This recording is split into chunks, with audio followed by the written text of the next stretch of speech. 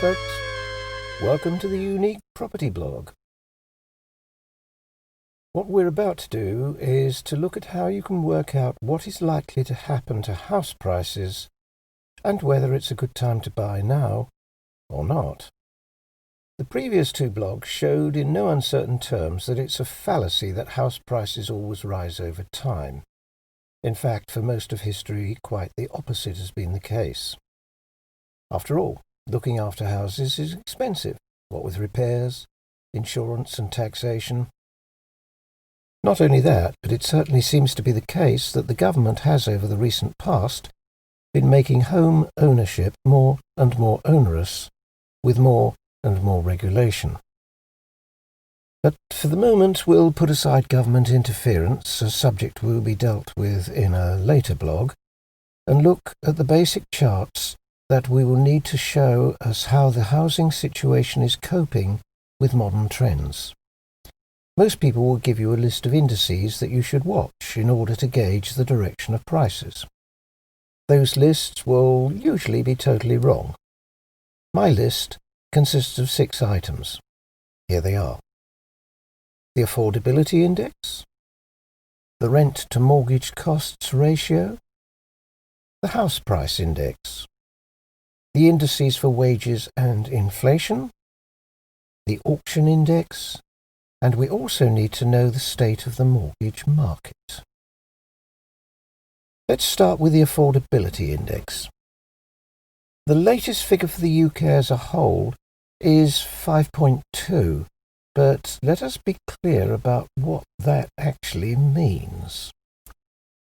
I am not sure how precisely the figures are calculated these days, but the way I originally designed this index way back when I was at college was that affordability was simply put at a monthly mortgage cost of 40% of income after taxes.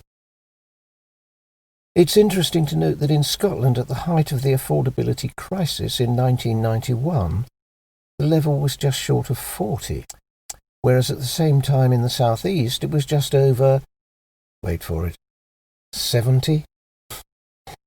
There appear to be different freak-out levels across the country. In the Midlands it appears to be around 50. In the Southwest the level appears to be just above 50, while in London it's around 60. The figure for the South East I find frightening. Quite simply, I don't understand how people survive when they're paying 70% of their income, or if it comes to that, even 60%, on housing.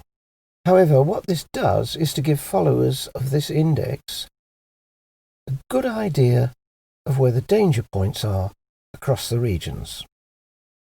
There is another way of calculating the optimum amount payable, and that is to take the Mortgage Business Standard Maximum Allowable Mortgage compared to actual income.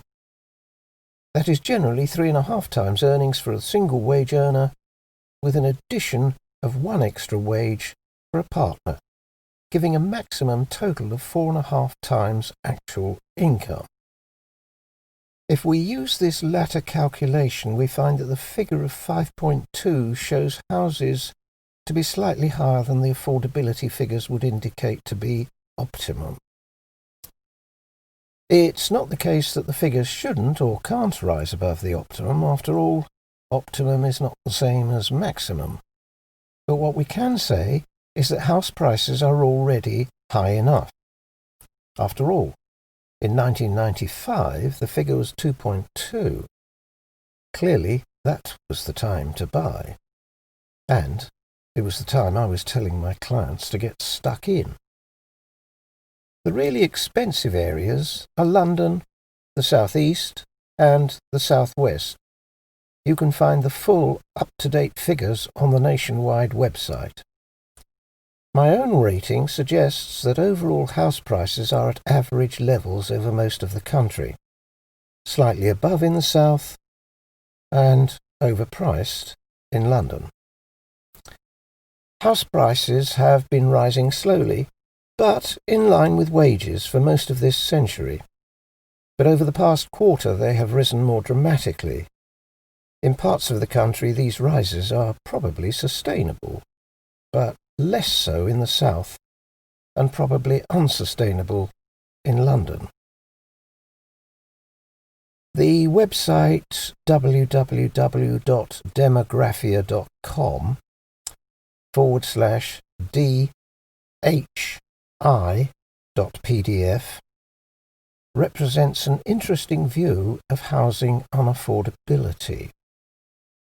I take their point that there is a difference between mortgage payments, house prices, and income house prices. Mortgage payments are always related to income, but interest rate changes will impact upon the mortgage monthly payment, and this is a changeable sum. However, I maintain that a rating of 4 would mean housing costs were affordable. A figure between 4 and 5 would mean house prices were slightly unaffordable. A figure above 5 would mean houses were unaffordable. The higher the figure from there, the more the market would be overbought. Seriously overbought, or ready for a crash. The bottom line here is that although house prices are generally a fraction above an optimum level, they're not really overly expensive. We have to see if there are alternative indicators that might foretell a slide in prices. Let's go on to the next item on my list of indices, the price to rent ratio. This is a calculation that compares median home prices and median rents in a particular market. We simply divide the median house price by the median annual rent to generate a ratio. At the peak of the US market in 2006, the ratio was 18.5. The ratio dropped to 11.34 by the end of 2010.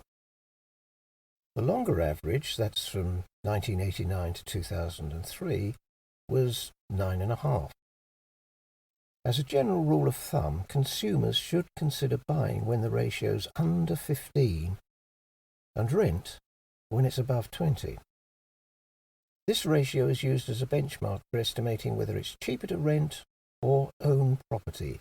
In other words, the price-to-rent ratio is used as an indicator for whether housing markets are fairly valued or in a bubble. Rents vary significantly from area to area. This, therefore, is a ratio you must discover for yourself. Let me do a calculation based on a small area in West London so you can see how it actually works. A 2-bed property has recently been sold for £300,000 in the designated area. The cost of that property, in terms of the monthly mortgage payment, is £15,000 a year. That's the cost of the money at an average mortgage interest rate of 5%. In the same area, a similar property is for rent at £1,100 a month. That works out to £13,200 a year. In other words, it's cheaper to rent. Once the figures start to significantly diverge, then we're due for a change, simply because people will either find renting too expensive and decide to buy, or vice versa. When the difference between the two figures gets above 20%, one can expect more people to prefer renting if that is the cheaper option. One does have to be careful to add and subtract all the relevant figures. Using the above figures, the real maths come out like this. House sale price, 300,000. 80% loan to value mortgage, therefore deposit of 60,000.